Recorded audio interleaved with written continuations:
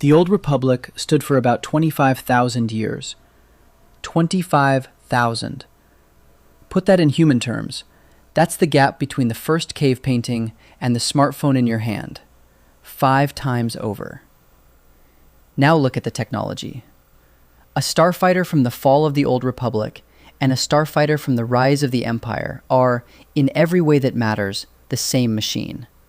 Same blasters, same hyperdrives, same droids running the same errands they ran when the Republic was young.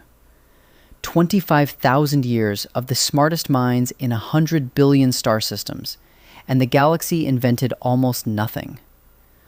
On Earth, 25,000 years took us from flint to fusion. In that galaxy, 25,000 years took them from a lightsaber to a slightly different lightsaber. We treat this as set dressing. It isn't. A civilization that stops inventing isn't resting. It's being held still. And the thing holding it still has a name, a motive, and a 1,000-year plan. The exact age of the Republic varies by source. The Legends continuity places the founding at precisely 25,053 years before A New Hope, the signing of the Galactic Constitution on Coruscant. The Disney-era reference book, the Star Wars book, puts it at around 25,000 years. Canon Wikipedia gives a range, somewhere between 25,000 and 20,000 BBY. About 25,000 years is the honest version of this number, and even the conservative end of that range makes the argument more than sufficient. Obi-Wan Kenobi, in the first film, gives us the canonical backbone. For over 1,000 generations, the Jedi Knights were the guardians of peace and justice in the Old Republic. 1,000 generations at roughly 25 years each maps almost exactly to 25,000 years. The arithmetic, not poetic license, that Legends reference books use to arrive at 25,053 BBY. What 25,000 years looks like on Earth.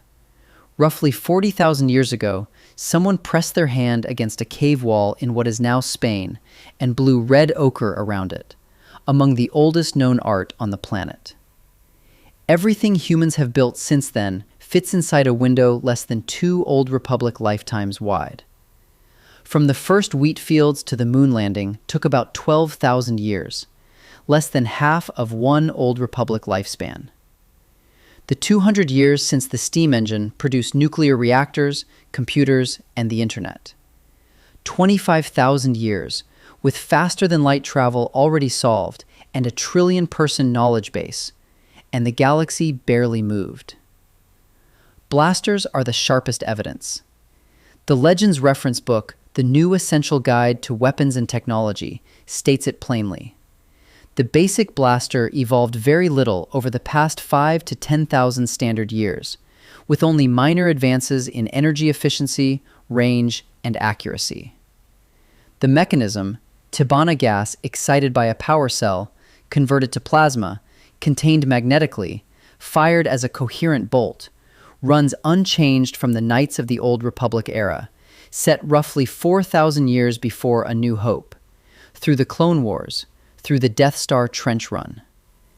The weapon in a soldier's hand in 3,956 BBY is functionally the same weapon a stormtrooper carries in 0 BBY.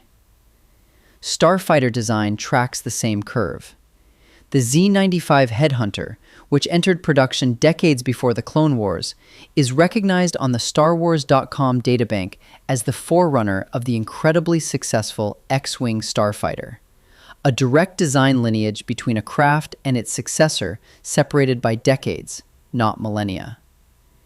The Old Republic-era Harrower-class dreadnought carries obvious visual similarities to an Imperial Star Destroyer. The same wedge geometry, the same forward-concentrated firepower, thousands of years between them. In the sequel era, Resistance T-70 X-Wings and First Order TIEs are still iterations of the paradigm established in the Clone Wars. Hyperdrives do mark one genuine early breakthrough. The transition from hyperspace cannons and stasis ship technology to shipboard drives was real progress near the Republic's founding. It happened once, early, and the system then refined itself incrementally across the remaining 25,000 years. The prevailing answer to this observation is that the galaxy optimized rather than stagnated, that the technology reached a plateau where further improvement delivered diminishing returns. The Essential Atlas, a Legends reference, states that Star Wars technology advanced at a steady, albeit slow pace over the eons, with dramatic periods of rapid technological progress almost always forced by conflict. A civilization that already has point-to-point FTL travel doesn't urgently need faster FTL. Infrastructure spans tens of thousands of worlds. Changing the paradigm carries enormous coordination costs. Parts of this argument are even true. The Death Star is where it fails.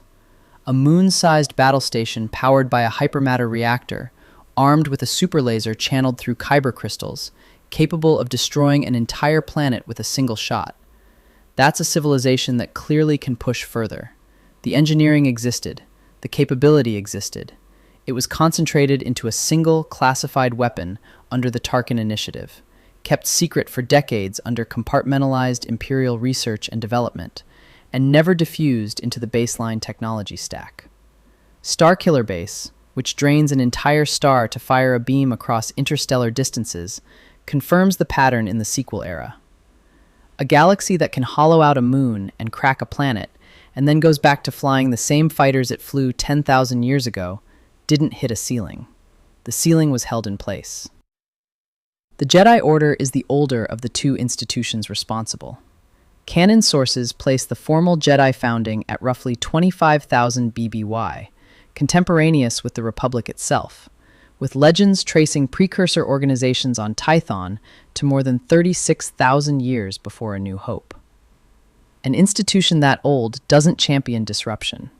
Its operational mandate, enforced by the 12-member High Council across thousands of years of the Jedi Code, was to preserve peace and protect the Republic, not to improve it.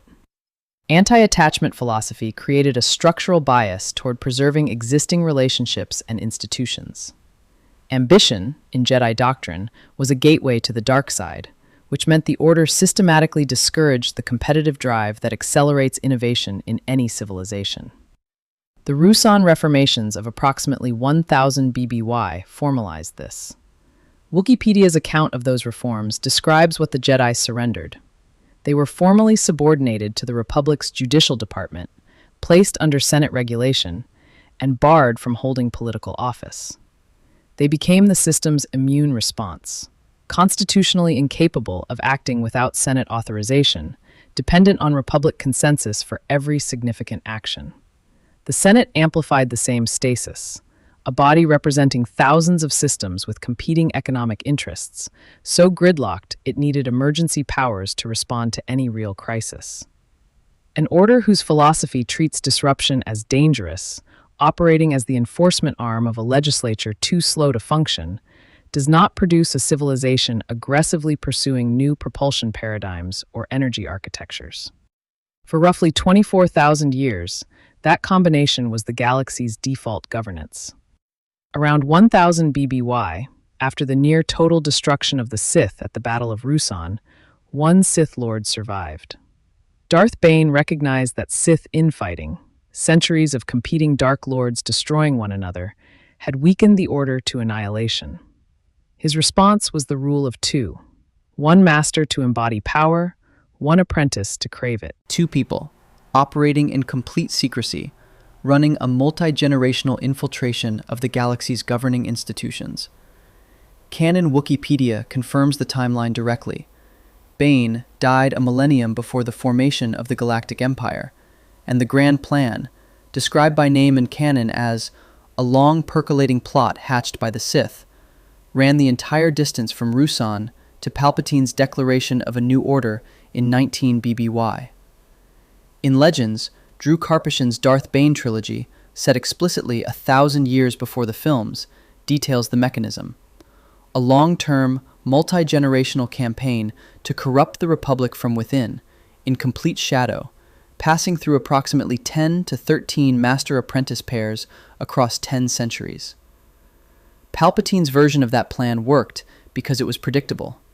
It relied on the Senate responding to manufactured crises, the Trade Federation blockade, the Clone Army's secret creation, the Clone Wars themselves, in established institutional ways. It relied on the Jedi acting within their constitutional constraints. It relied on clone troopers executing orders encoded years in advance. Every step assumed the galaxy's structures would behave exactly as they always had. A conspiracy operating across 1,000 years can't afford the board to change. Technological disruption creates unpredictable variables. A new energy source reshapes the economies and power distributions the plan has already mapped. A communications breakthrough makes covert coordination harder to contain. New propulsion paradigms redistribute military and political power in ways that a plot calibrated to existing institutions can't absorb. Galactic stagnation, from a Sith strategic perspective, is a prerequisite. A frozen galaxy is a legible galaxy, and only a legible galaxy can be ruled from the shadows long enough to win. This is inference, not stated canon. The lore has no scene where a Sith Lord issues directives about suppressing shipyard innovation. But it's the most coherent explanation for why a civilization that demonstrably could build the Death Star chose not to build anything that would have disrupted the institutions Sidious spent a millennium carefully dismantling. The Jedi provided 24,000 years of structural conservatism. The Sith provided 1,000 years of active interest in keeping the status quo legible and intact. Together, they account for the full frozen span. Notice what happened when both fell. The Galactic Empire collapsed. The Jedi were gone. The Sith were destroyed. The Resistance's X-Wings and the First Order's TIEs were still the same fighters, still the same paradigm, still the same basic galaxy. Changing the regime produced iteration, not revolution. The habits of 25,000 years don't dissolve in a generation. 25,000 years, 100 billion stars, and the galaxy barely moved. We call that lazy writing. It's the opposite. It's the most honest thing the story ever told us. A civilization only stops inventing when someone benefits from it standing still. The Jedi needed the tradition. The Sith needed the board. And between the two of them, the brightest galaxy ever imagined was kept frozen at Flint while it thought it was holding fusion. The stillness isn't peace. It's a leash. And once you've seen the leash, you can't unsee who's holding it. Subscribe for more videos like this.